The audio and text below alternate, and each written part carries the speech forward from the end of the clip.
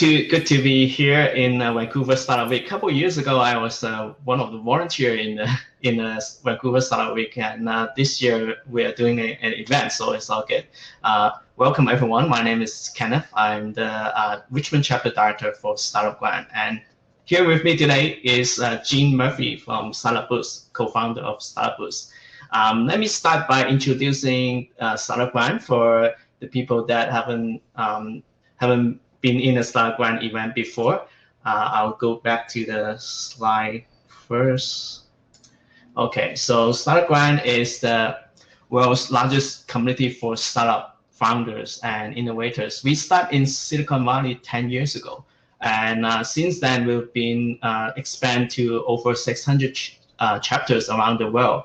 And what we do is that we connect, educate, and inspire entrepreneurs around the world. We do a monthly fireside chat interview. We invite successful entrepreneurs or startup founders or leaders to share their stories about their startup, the startup journey. How do they come up with the idea? How do they scale it? How do they grow their business? So that other potential entrepreneurs or startup founders can learn from their experience as well. And the connection part, I think, is the key, where you can get peer support and then you can bounce idea with people that are also into startups. So that's what I find the most interesting when I was starting this Startup Grant chapter a couple of years ago. So let me share with you another screen on the slide.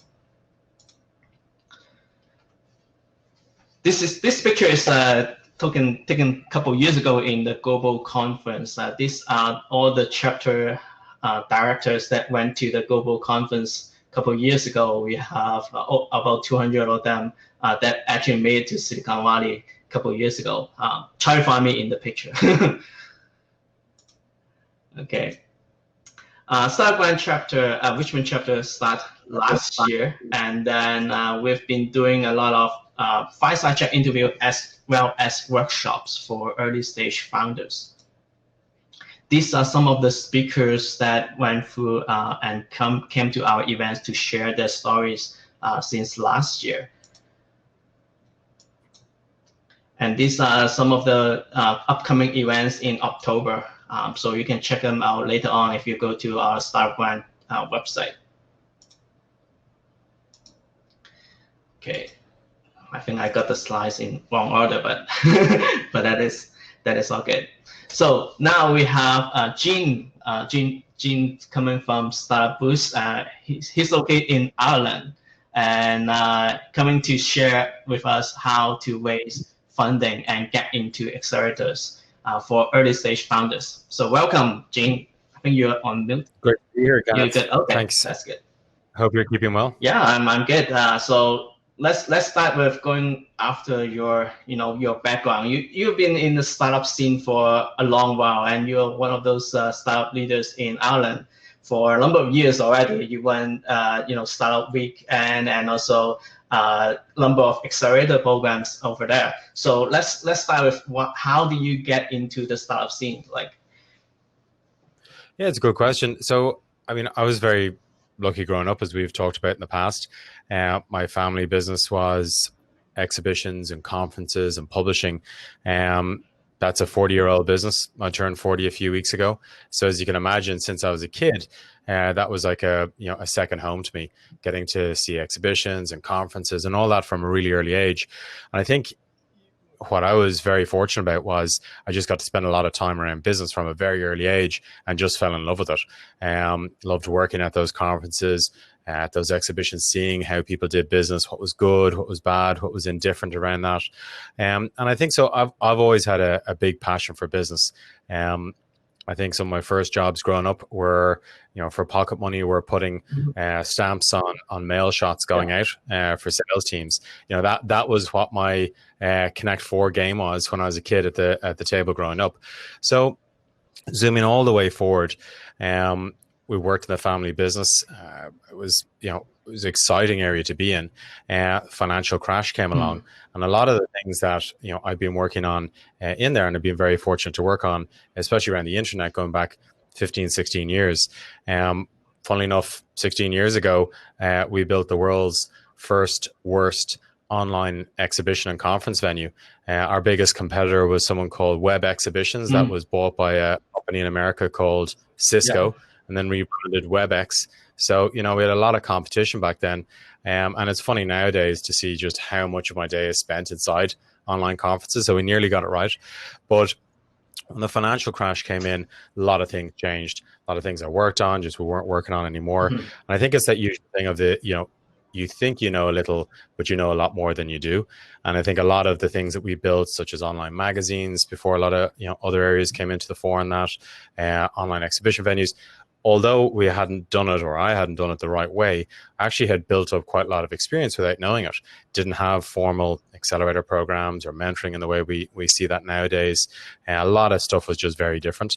And I think from that, I started going out with a friend of mine, building websites for people. We stumbled across different business ideas.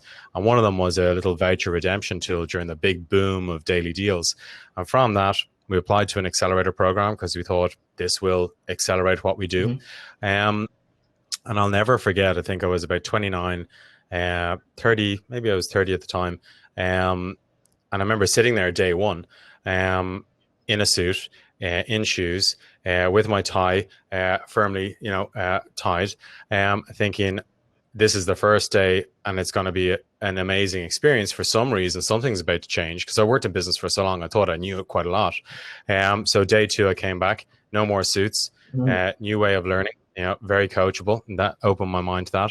And that was a stepping stone for me. Unfortunately, in that particular business, didn't go down the right route.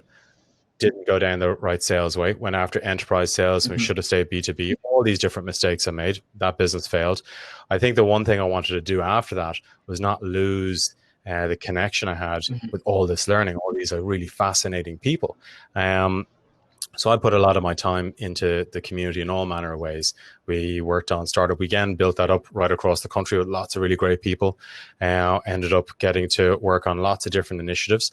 One of them being, and we'll go into this a little later on, but a program called Startup Next, which used to be a not-for-profit called Up Global. That was the original, what would you call it? I suppose where it all began when it came to things like Startup Weekend, Startup Week, Startup Digest, and Startup Next, which is this pre-accelerator idea. And we ran that for a little bit, and then got involved with a lot of different people working in supporting the local ecosystems, and learned from a lot of other people. And I think where that brings us up to today is Startup Next was something that was retired. Myself and my co-founder Blake set that back up as Startup Boost, and got to work with some amazing city directors all the way up until today, over the past 3 years, to build this back up, to be able to pre-accelerate companies and get them prepared for accelerators, investment, and revenue.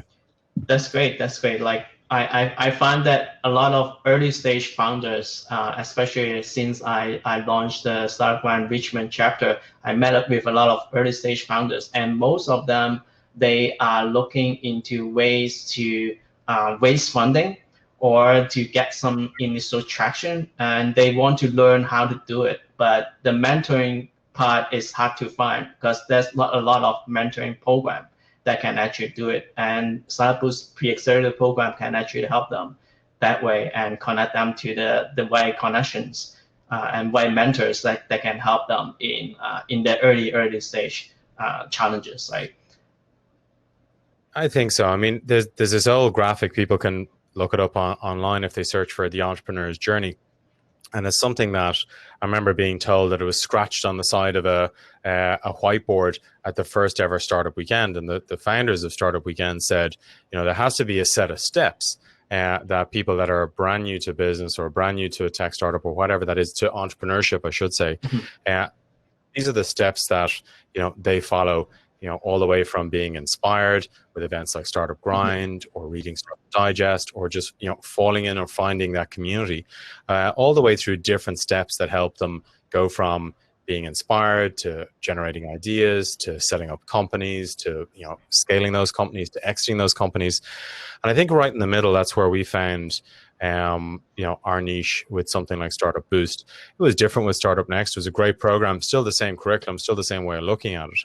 I think where where our goal is that, working with phenomenal city directors like yourself, you're about to launch your first program in the next, I think, 24 hours, which is so, congrats to you on that.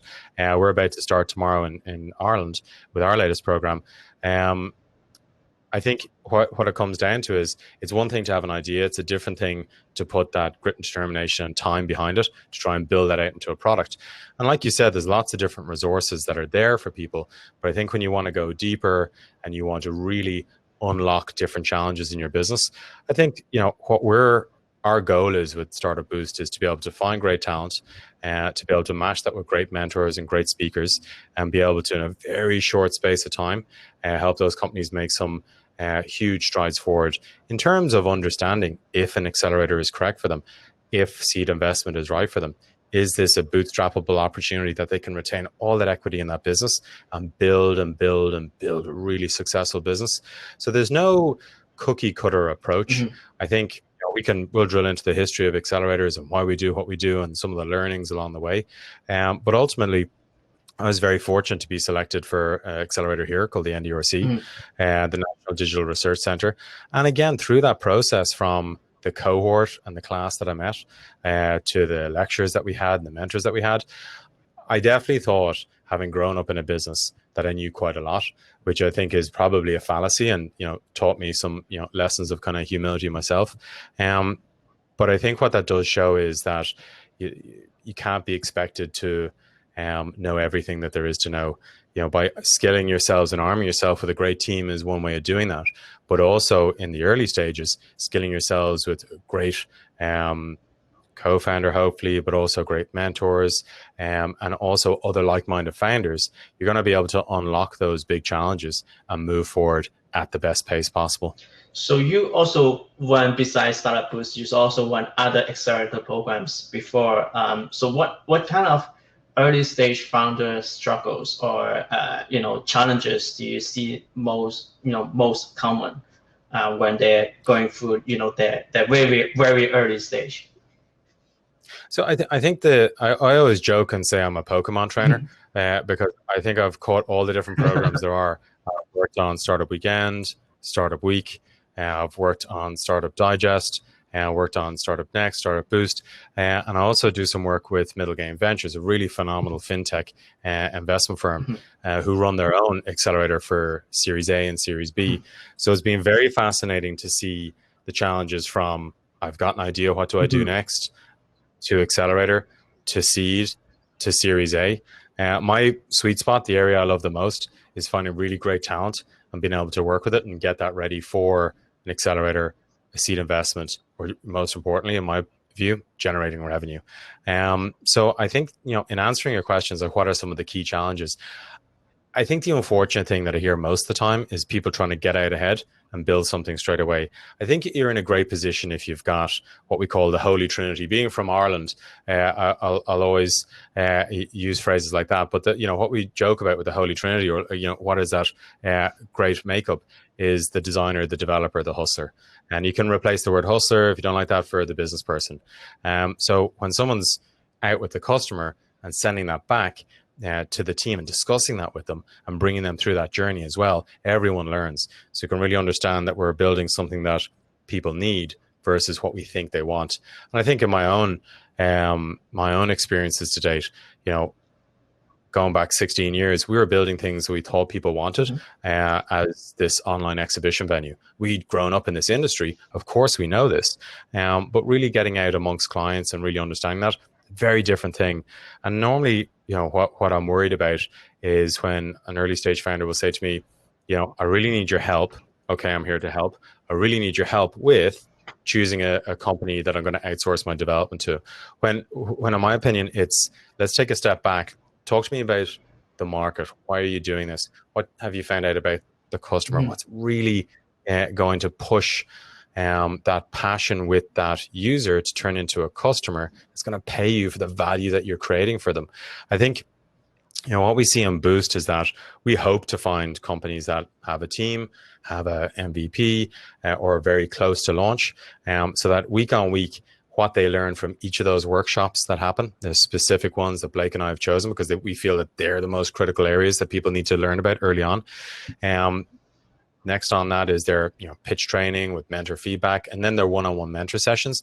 We wrap all that together in that curriculum because it's tried and tested, and we understand that that is what's going to make for a stronger founder, one that is obsessed with understanding what makes the customer tick and how do they get to that point. Because if they've gotten to that really fascinating inflection point where they can understand what that customer needs and what that value is they're creating, if they can articulate that and communicate that really clearly, suddenly they're going to have people coming to them that want to work with them on that. And again, that just increases and increases momentum all the way through that business. Coming to someone to say, look, it's a great opportunity, here's my idea. I know I keep saying it, but ideas are 10 a penny. It's, I don't know, I'm sure I should have looked up the statistic, but how many ideas does someone have in a minute, an hour, a day, a week, a month, a year?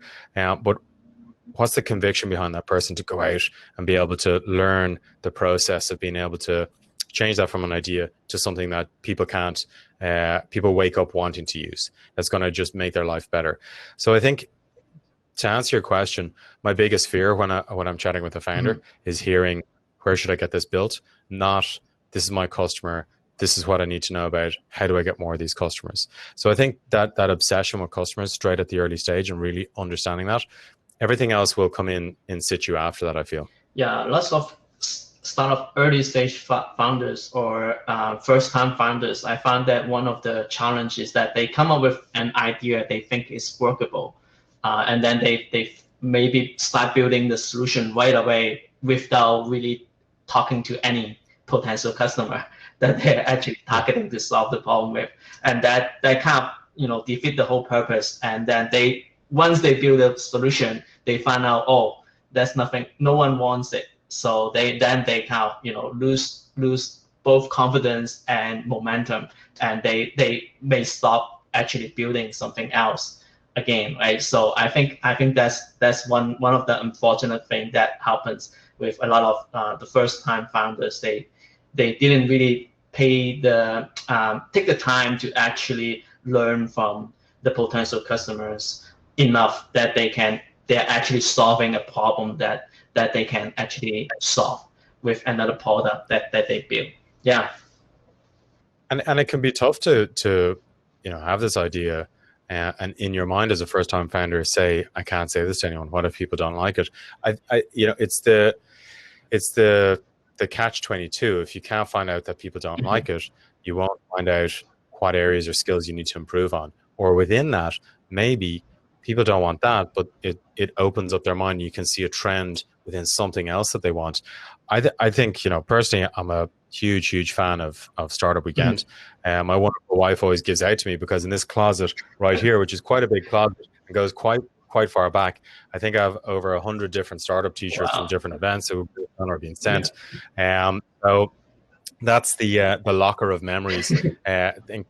People's normally their pictures are pictures of memories. Mine are startup t-shirts, but for different events. But in saying that, one of the things I'm a big fan of is events like Startup Weekend, something that within 54 hours people can pitch an idea, put themselves out there. If they don't get selected, they form with a team. And that was one of the biggest lessons I learned in organizing those events, was to always say on a Friday night, if you don't get selected, join a team, because there's another weekend coming up in about 7 days, and you can go and put all that work into play there. It was amazing to see the amount of people that if their idea wasn't selected, they wouldn't continue. They self-selected not to move forward. And I can understand that. It's really, it's frustrating to be told no for something. But I think it's the mark of an interesting founder or an individual. It doesn't need to be a founder, any kind of teammate in that respect, that'll pick themselves up, dust them off, want to learn those skills and apply them elsewhere. So I think those kind of things like Startup Weekend, I just think are critical in any ecosystem to be able to bring new ideas and new people into the mix. Again, a lot of people think things like Startup Weekends are manufacturing plants for startups. They're not. If I think it's 5 or 6% go on to be something, that's brilliant. But what happens 100% of the time, in my personal opinion, with any attendee that starts and finishes that 54 hours, is that the entrepreneurial spark is just lit like a really great barbecue on a Sunday afternoon, and it is just ablaze. for the foreseeable future. So I do think, to your point, there's a lot, like where we are in Startup Boost, we're really looking for someone that has been able to do that work of pulling a team together, getting an MVP there. And again, we have to remember, MVP does not mean finished product. I think a lot of the time people can get very stuck in trying to build a massive feature set, which again comes back to point one of, what has been your customer development process? What have your customers asked for? And are you listening? Are you hearing them but not listening to them? Are you, hearing all the things that they're saying, but not honing in on saying there's 20 features that need to happen for this to be a reality? Whereas maybe what they want is feature 1, 7, and 17. And that is enough to be able to get to market and be able to generate revenue and be able to move at a better pace. I think sometimes people can just get stuck on the start line, and that's a big problem. I think, again, things like Startup Weekend are great at pushing people over that line. And I think, in Boost, we're kind of a third of the way in, and we can really help just, bring that together for a team over a very short space of time.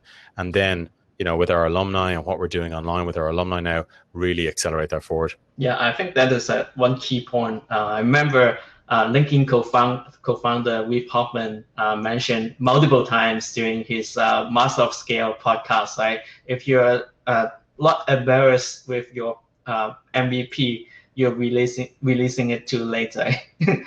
You have to be, probably most likely you'll be embarrassed by it. It won't be a perfect product right out of the gate, but I think that is one key point.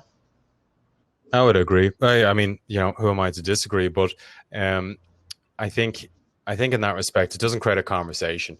It's impossible to strive for for something to be perfect. I mean, in trying to make something perfect, I think we just get closer to failure because we don't let people in. We don't understand what's happening. And again, I have done that in the past. I will put my hand up. Spent maybe 2+ years beavering away on something and then just not getting out to customers, not listening to what they were saying and not moving on from that, because it can be very tough. I mean, you really are pouring yourself into this thing and willing it into being. So it can be very tough to be to turn around and take, people not really clicking with what you have, but it's part of that process, I think, to be able to move on. Yeah. So you definitely met a lot of early stage founders that are looking to raise funding for a pre-seed or seed round. What kind of challenges or tips do you will be able to give them in terms of if they are in the right timing to actually raise their funding? Yeah, it's a good question. I mean, we could probably spend hours on this. So, I mean, I'll just give kind of 2 or 3 brief areas that I think are a good place to start. I think we can all agree that there's never been more information online than ever before. I think when you can agree to that sentence, then I think not doing your due diligence on the fund or the accelerator that you're applying to, in this case, we'll talk about accelerators. I think that's a big problem. I think there's so many people vying for a limited amount of seats that, again, if you're not putting yourself into that, into contention for that, that's going to let you down. So I think first and foremost, why are you raising this? What is that next goal that you want to achieve with this? And taking a step back and understanding that, well, what does this do for me? And what does this do to me equally? So again, if I go to an accelerator, well, what's going to happen? Well, is it a good accelerator? Have I done my homework on it? Who are the founders there? Are any of them connected with me or other people on LinkedIn? And can I speak with those people? Some really great founders that have come out of Ireland, that were in the alumni that I was in, that were on programs later than I was. They were the ones that I got phone calls from late at night saying, I know you don't know me. I got your phone number from a friend. I'm applying to this program. I'd like to know more about it. What do you think? And that kind of took me off guard. But looking back on it now, that's someone who's serious about their business and that understands that every point of equity can't be remade, that once it's gone, it's gone. And what the most important resource that I think we can all agree to is time. How is this going to speed up or make more value of the time that I have with these people? I mean, when we boil it all back, and I'll come back to your point on like what are those tips, or what does an accelerator do for you? You know, it's, you know, you can look at the playbook, answer to any of these, but ultimately, does it give you access to some funding to be able to move your business forward? Is that build a little product? Is that run a marketing campaign? What is that? Is it sustain your team for the 3 or 4 months to be able to understand what's happening with those customers and really see if there's an opportunity there? Is it got an amazing alumni that you can tap into and learn a huge amount from? Has it got some really great connections with investors, and it has mapped out those areas that you can, if you're able to do so, leverage those. And then on top of that, is it going to really make an impact in your time? Is the equity in your business that you will not get back, is that worth the price of admission to that program? And are you at the point where you're going to get the most from that? And what do you want to get from that? When we went on an accelerator a number of years back, myself, my co-founders all sat down for a week and mapped out what were we going to learn and what were we going to make the most of our time from. And it was hilarious. We'd mapped everything down, and within 2 weeks we were completely behind because there was so many overwhelming things to learn. Classes, workshops, customer opportunities, all these different things happening. So I think, why do you want to go to an accelerator beyond funding? Are the mentors unique? Are the connections unique? Are the alumni phenomenal? Would they have answers to questions that will help unlock your business? So that's incredibly important. And doing your due diligence. We always talk about due diligence being done on startups, but you have to do your own due diligence as well. So I think, look, if we all know that information is more readily available than ever before, you have to do your homework. You have to do that, not only on your market and your customers, but also on your investors and on your accelerators that you're looking at. I think secondly, where we see companies start at Boost and finish in Boost, it's a night and day difference. Brilliant companies, brilliant ideas. And Kenneth, I've joked with you in the past about week 1 versus week 6, and I'm really excited to chat to you on week 7 and see if you think I was telling the truth. The difference that happens in week 1 to week 6, the punchiness of the teams, the clarity, the confidence. We do a lot of pitch training within the program. That's a third of what it is. That pitch training, I feel puts you in a better position for selling to customers. If you can clearly articulate what your value proposition is and why that's a value to them. It's going to be better when you're pitching to future teammates to bring them onto your team when they could earn a lot more money elsewhere, but you're going to pitch a vision that is just going to get them to drop their pen and pencil wherever they are and join your team straight away. And equally pitching to investors or accelerators or whatever that next step is that's going to help you. So I think coming back to it, are you at the best level possible? Is your company in order? Have you, really thought deeply about your business? And can you articulate that when you're applying to those accelerators? And also, if you get called to that opportunity to pitch to join. So I think first and foremost, I worked in a bank for a little bit, so know your customer, KYC, know who you're going to. Secondly, be the best of yourself that you can be with the work that you put in that time. And I think thirdly, map out the benefits of why you're going to put your time into this program, why you're going to sell this part of your company in terms of the equity that you give up to be part of that. So I think they will be the 3 lessons that I would hope people take into account when choosing an accelerator or seed investment. That's good. I hear I get questions a lot that how many founders we get, or like how many initial team, right? The initial founding team, how many founders we have in order to be able to have a better chance to get funding or get into an accelerator. From your experience, does it matter, or is that like solo founder they have no chance, or is that like they are only looking at 2 co-founders or 3 co-founder teams? What are your experience in that? I think too many co-founders, there's a problem. 2 CEOs or co-CEOs, there's a problem. Single founder, yeah, there's going to be, in my personal opinion, and this isn't the rule of law, but I do think that there's an issue there. I think I've been a single co-founder in the past. I personally hate it. and don't enjoy it, there's no one to share the good and the bad moments with, as we all know. So I do think that is tough, and my heart goes out to people that are a single co-founder. For me, it's not that it doesn't rule someone out from one of our programs. What we look for is a team. So if there's no team, then that area isn't going to be marked very highly, or there's going to be a problem there. Now, if you're the world's greatest domain expert on X and that's what your business is about, that's a different kettle of fish. That's a different thing to look at.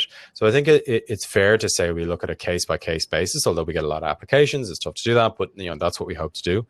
I think like a good founding team, and speaking from experience, is one that can, has the time to be able to sell to a customer and deliver to the customer. And equally, when things go wrong, be able to apologize to the customer and build and keep that relationship in place while things are fixed.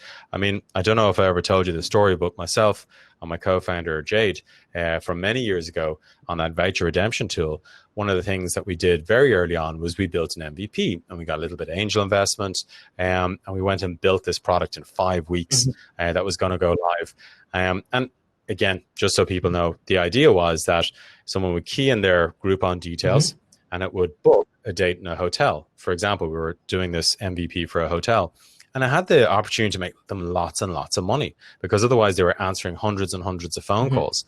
So we were working for this hotel, really, really great customer. Thankfully, we were able to fix this problem. But as you know, I'm from Europe, and in America, where our developer was, we do the dates a little differently. So our day and month is the other way around. So we built this thing on time. We went live with this deal. The deal sold 500 hotel stays, and it started redeeming. And guess what? Everything was working. Everything was smooth. This was great. And about an hour or two into these redemptions happening, and because it was happening super fast, I think we're like at 300 redemptions in the space of 2 hours, which would normally have taken a week and a half. We got a phone call from someone saying, or an email from a customer saying, why did I book in for I think it was something like the 3rd of November, but this says I'm booked in for the 11th of March.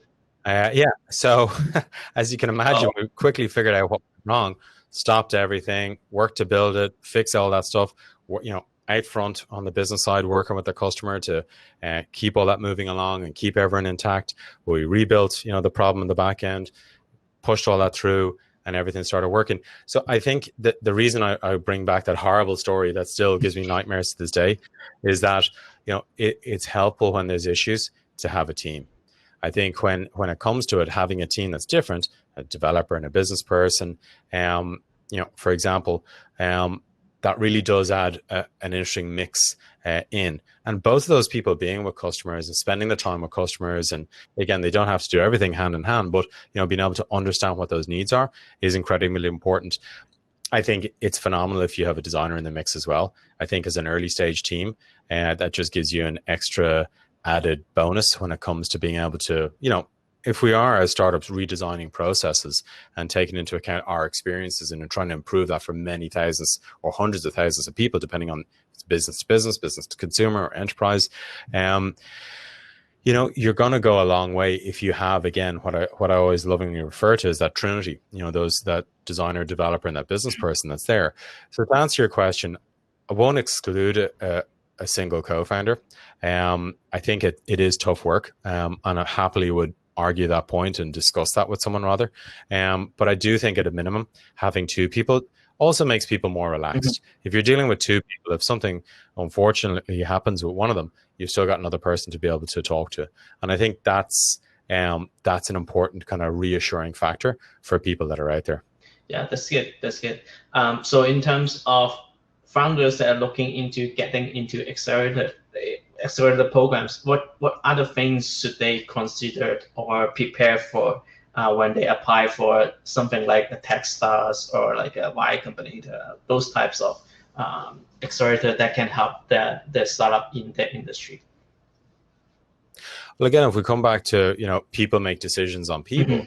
So when we look at Y Combinator, we look at Techstars, 500 Startups, Mucker Labs, and URC, any of these different, Ignite programs, whoever it is, I think first and foremost, who runs that program?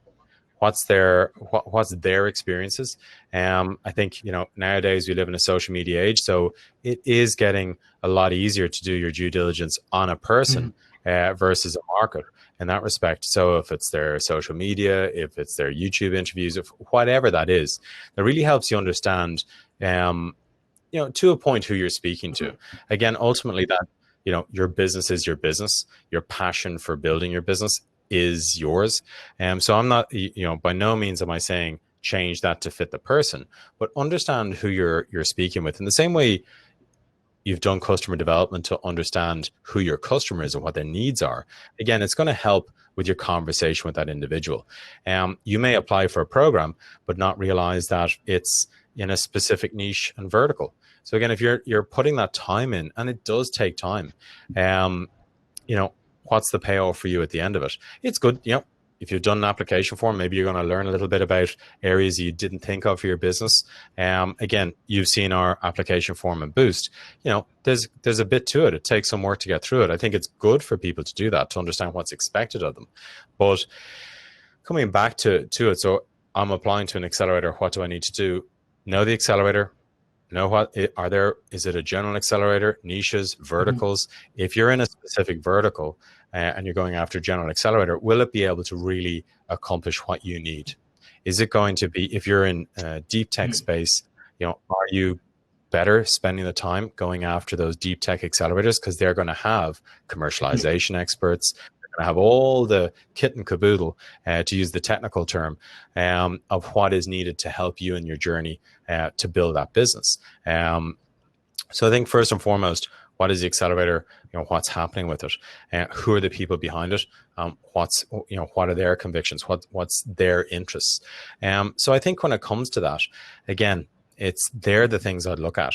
And I should say, sorry, we're looking at a very specific, or rather, I'm answering this in a very specific kind of point solution. But I think if we take a step back, I'm going from the point of view of teams that will have gone through our programs, where each week they're accountable to their mentors, but ultimately, obviously, accountable to themselves.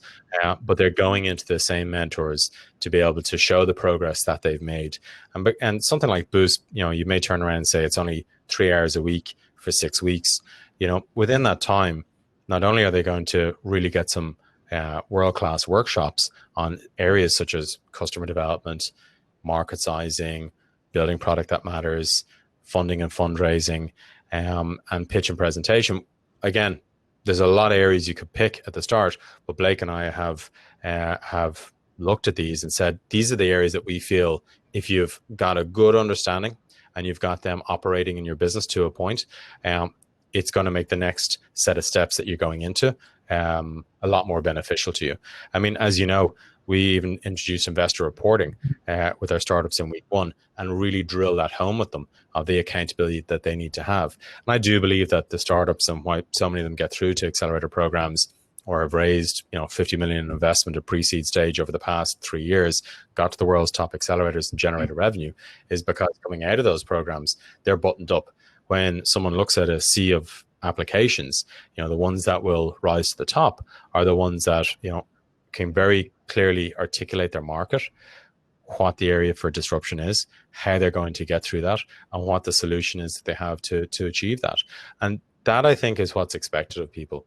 And again, I don't think anyone should put themselves under ridiculous pressure, but I think they should look at themselves, look at their business, and see, what are the areas that I can skill up on? And as you know, we've most recently launched a free community for founders with all of our workshops from our programs called BoostX. I mean, people can go to that and put the time and effort in to learn from all of those masterclasses and other founders and our office hours, and be able to be at that level. So I think you need to nowadays put so much effort and time into that, because there are a lot more accelerators than there were 10 years ago. And there's a lot more funds and so on and so forth, but there's equally as much growth in other opportunities to be invested in or to take on board for those accelerator cohorts. That's good. I want to circle back to raising funding, especially pre-seed one or seed one. What kind of options the founders have or startups have, and when or what time are they more likely to get those funding from, let's say, angel investors or early stage VCs? I think again, it comes back to knowing your customer, knowing your investment, KYI, for example. I mean, there's more opportunities for different ways for people to invest in you. And again, in your jurisdiction, whatever country you're in, there may be a range of different government supports that are applicable to you. Irish supports versus UK supports versus French, Canadian, American, and right across America, different states will have different opportunities for investment. I think there is a hope in the future that you'll be able to build your business from anywhere.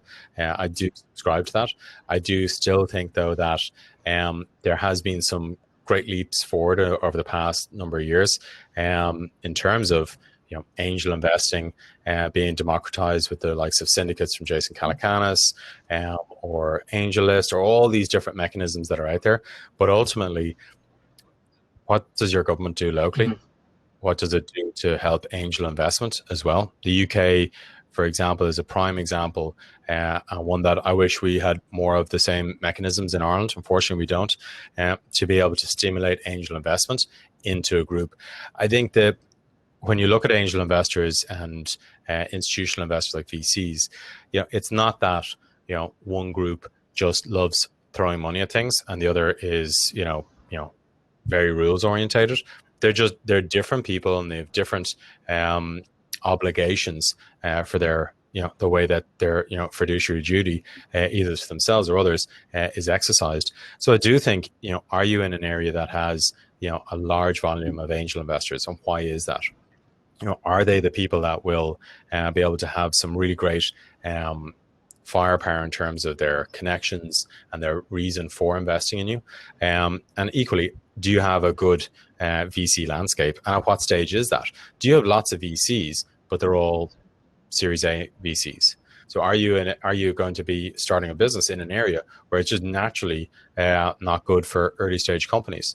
So I think, again, it's understanding and knowing your landscape and understanding and knowing your investors. And I think in preparation for that, again, being able to clearly articulate, who you are, what you do, what your experience is, what sets you out from other people, what's happening in this market, be able to have a good conversation about that market.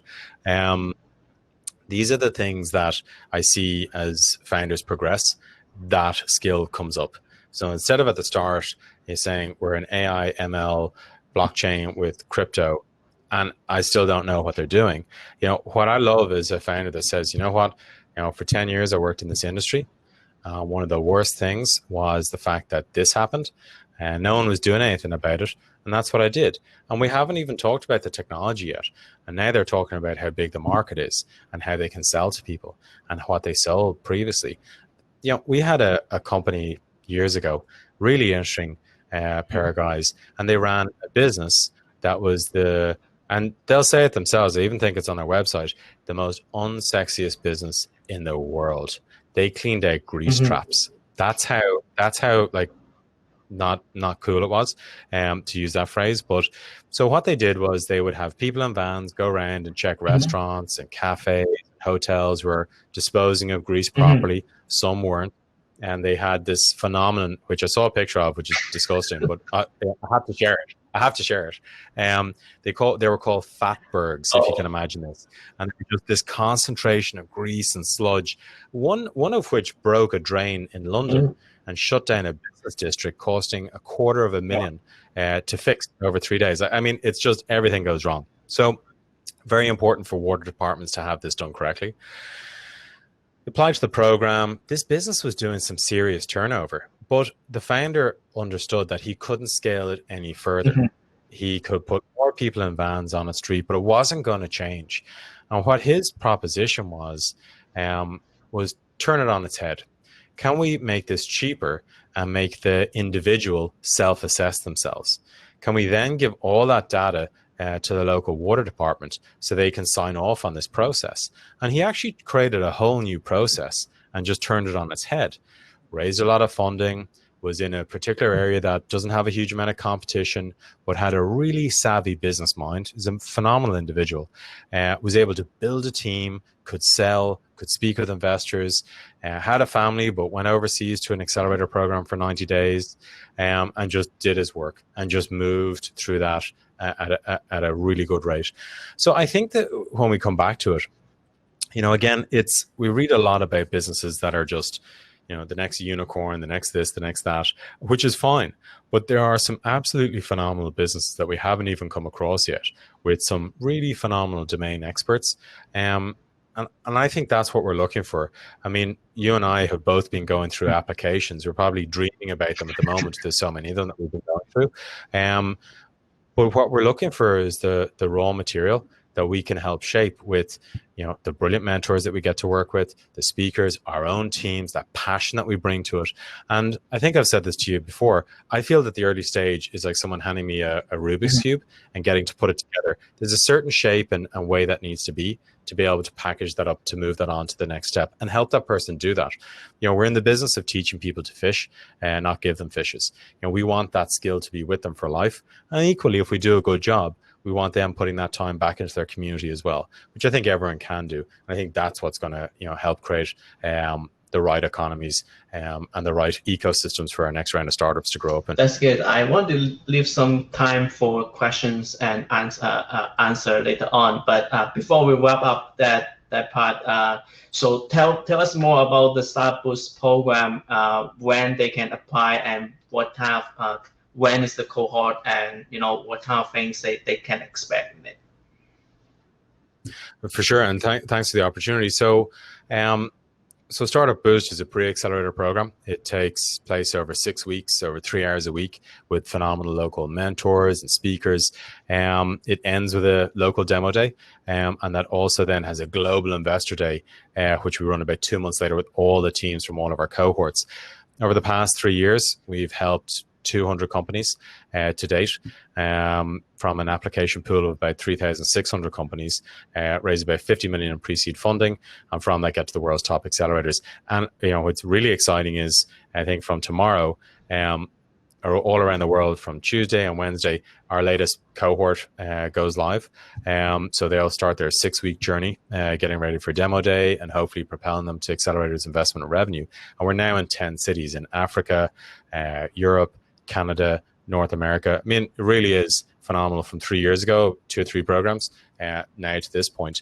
But one of the things that we found is, we had a lot of applications. We have a lot of people that want a space on this program, but unfortunately, we only have a limited amount of resources. And earlier in January, with the help of a whole bunch of really great people, we built out a platform which we call Boost X. And Boost X, very simply, is all the learnings that we can get together and that we know are really high quality, and putting that together for founders from all around the world, so they can go to that, request an invite. As long as they're a tech startup and they're pre-seed, they can access that. It's a community of founders, so they can learn from each other, chat with each other. They can go on to workshops. And again, that's all free of charge. We want somewhere that we don't, we hated sending rejection letters, full stop, but we really didn't like it when all we could do was add in, a link to a Steve Blank business model canvas course. We wanted to give people more. And because we were always doing so much, we were able to package that up in a way to really support people. And people can go and check that out at community.startupboost.org. And again, you can sign up and start benefiting from that. Our next round of programs will be in 2021. But again, if you go to startupboost.org/apply, you can join our waitlist. If you go to community.startupboost.org, you'll be able to join that community, get that benefit right away, and be alerted as to upcoming pre-accelerator dates with us, while also getting news on the latest investment rounds, investors that are launching funds, ways to generate revenue, and also accelerator deadline dates. And that's really our goal. We want to be, there as a big support for that early stage community, which we have been, but now we can do that at a bigger rate. That's good. Thank you for sharing. And for people that want to connect with you, how do they find you online? I'm on a big ginger guy on LinkedIn. So they go to LinkedIn with Gene Murphy. They can, chat to me at community.startupboost.org and join that and chat to me there. And again, they can follow me on Twitter. I'm always tweeting about something. Most of it doesn't make any sense, but occasionally something about startups. So that's twitter.com/community. Yeah, that's good. That's good. Let's open up the floor for questions, and just type it in the chat area, and then we'll go over them one by one. I just want to scroll back to see if there's anyone asking questions before, if I miss anything. But we've got one of my I have many favorite people around the world. Kenneth, you're included in that select group, but we have Ryan Cooter from Techstars here as well. So hello, Ryan. Great to see you. That's good. Okay. Don't be shy. Feel free to type in your questions, or if you have questions and want to ask in person, or well, not in person, but with video, go ahead and request for video and audio share, and then I'll get you on the panel to ask. Okay, so we have a question from Wajigo. For COVID-19 related projects, will it be an exception for applications in 2020? So yeah, one of the big things, obviously, COVID has affected the whole world in ways we can't even imagine yet. But when we were about to launch our March programs, within 2 weeks, within 2 days, we lost all our venues and had to move everything online. So all of our programs take place online for safety for everyone. Obviously, that takes a lot away from the individuals, and it's something that we do an awful lot of work on to bring back in lots of digital ways, and we will bring everyone back together when it's safe to do so. But in respect of that, we're probably doing more programs now than we have in the past. They all run online, so it's safer for everyone in that respect. But in combination with that, if I have your question right, Rodrigo, and apologies if I get this wrong, and please do ask it again, but we're starting to see more businesses pop up that have done so since the opportunities around COVID have presented themselves, or maybe not the opportunities is the incorrect way to say it, but more the way we live now with COVID. So again, we are all online for safety for everyone. So that actually makes it, I think, in some respects, gives us access to some great speakers and mentors, and hopefully makes that more approachable for our teams. And again, it's not something we specifically look at, but it's something that does come up in the business models that we see. Okay, Mo has another question. I just got him on the panel, so let's go ahead. Hey Mo, I think you're on mute. Okay, let's try again.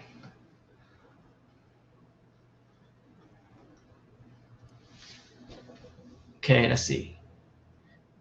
Try to speak. No, cannot hear you. Let's try again.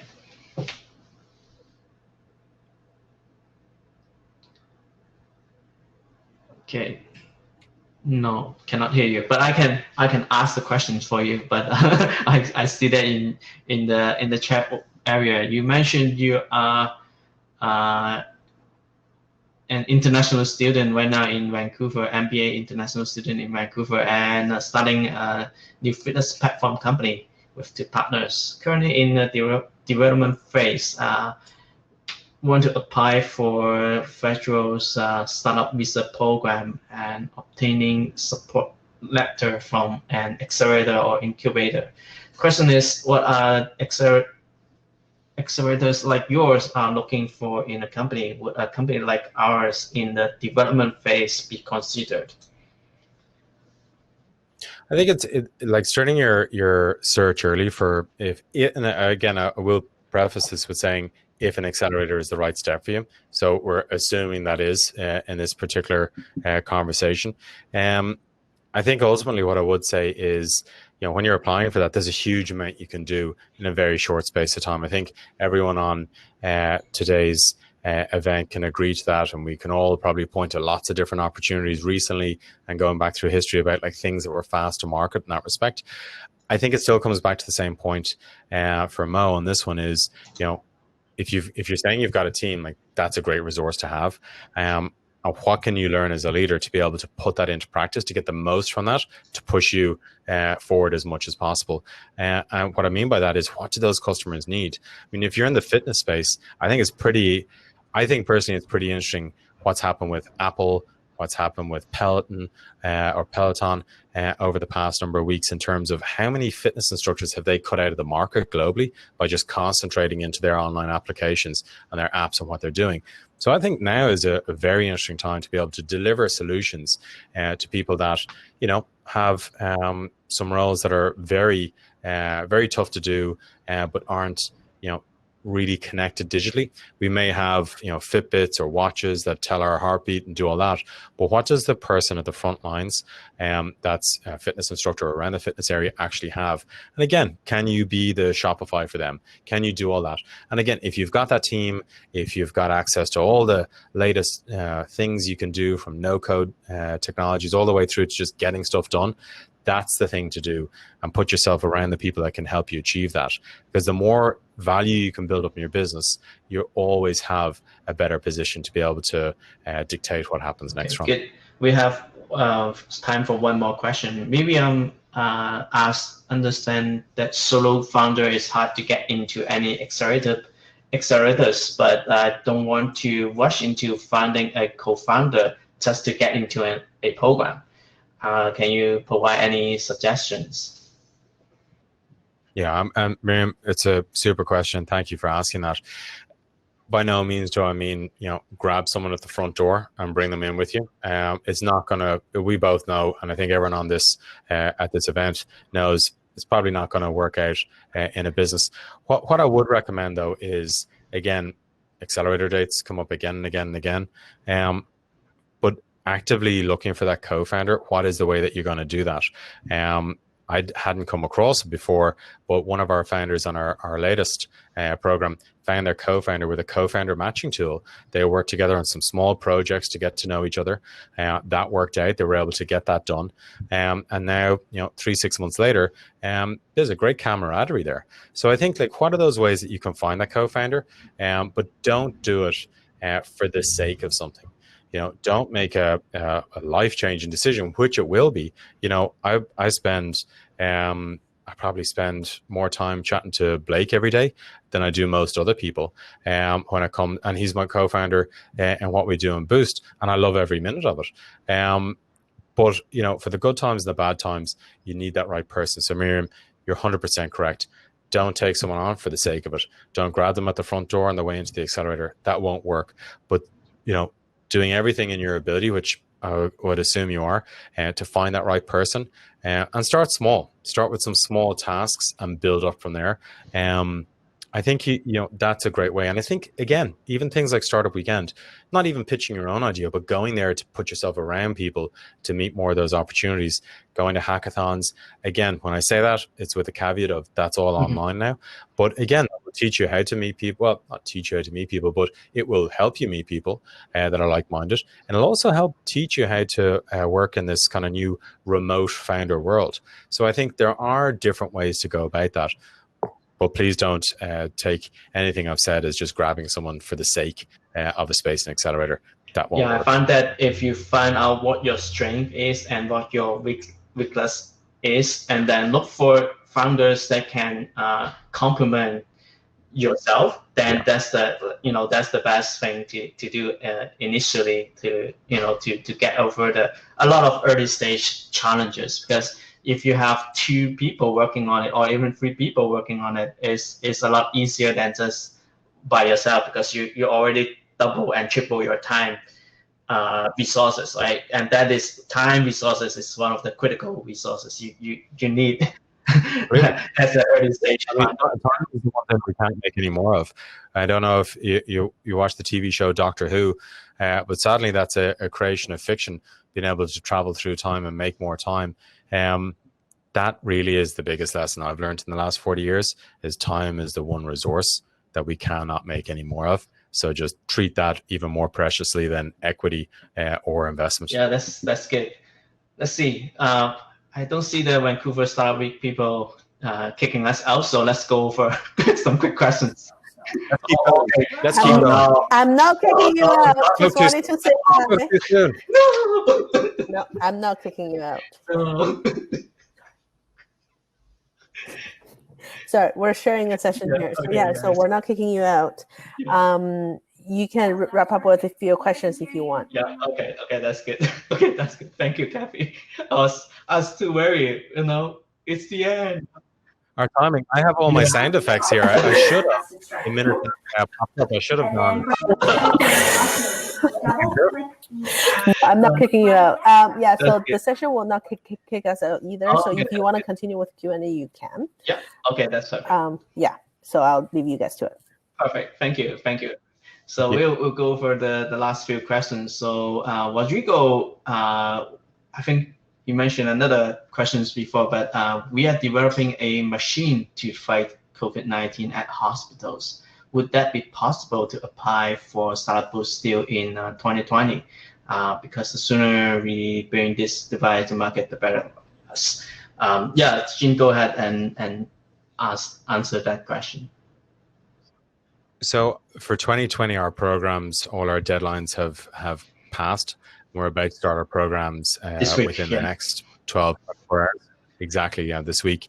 So I'm very sorry that I don't have better news for you. I do think, though, that by all means, go to community.startupboost.org. Start getting the benefit of those workshops, join our free office hours. There's lots of resources there you can use. And by all means, go and check out some of our partners like the Global Accelerator Network, GAN.co, and you will find other accelerators that are there. By no means, we would love that you get the most from community.startupboost.org, but know the other options that are there for you as well. We don't want to hold you back. And unfortunately, we're if this was 2 weeks ago, we say apply straight away. But unfortunately, for 2020, our applications are wrapped up. Yeah, but we still have 2021 as well. So once you build the platform or build the technology, you can apply for the next cohort as well. Okay, then Fialgo has another question. Is the program vertical elliptic? Is there a different location with different application fabrics? Yeah, it's a good question. So I think all of our programs, or the majority, if not all of our programs, are agnostic. So we don't have a vertical we go after. Previously, we did, I think 2 years ago in New York with Token Foundry, we did a cryptocurrency vertical. So small little adjustments on that program with some of the mentors and some of the talks. In Kenya, Nairobi, as a female founder program. Other than that, though, we have looked at, are there other areas that we go into, other verticals? I think ultimately, I'm a big fan of being agnostic because you get to build a really interesting cohort. So I think our programs, to answer your question, are sector agnostic. We have been asked to go into verticals in the past, and we have toyed around with that. But I think for the moment, they're agnostic. But again, by signing up to startupboost.org/apply or community.startupboost.org, we'll always update you with what's coming down the channel before most other people. That's good. So let's see. Okay, next question. Vanani. Okay, one questions I have is, can we leverage some revenues from offering service like mobile app dev for developing our products, or is better to start fundraising? Appreciate your input on this. So I suppose there's 2 or 3 different ways I could take that, Planning, and maybe you can, as I'm asking this, kind of help me kind of shape this answer a little bit. There's 2 ways I could take this. One is, are you saying as you're building your startup, you use your dev resources to do contract services for people to bring in money so that you can build your business?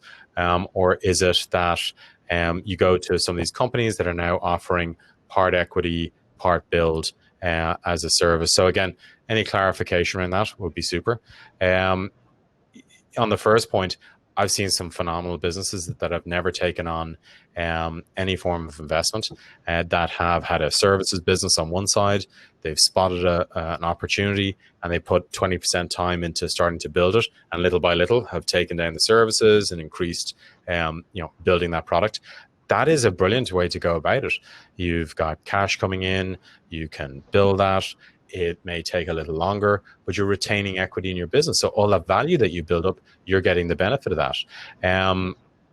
So again, Palani, that's, okay. So it is that one. I think it's a great opportunity if you're in that position. So what are some of there's a great Irish company called teamwork.com, and they do a project management tool. Two phenomenal founders. I'd recommend reading up on teamwork.com and read up about the founders. There's lots of press on them and their journey doing that.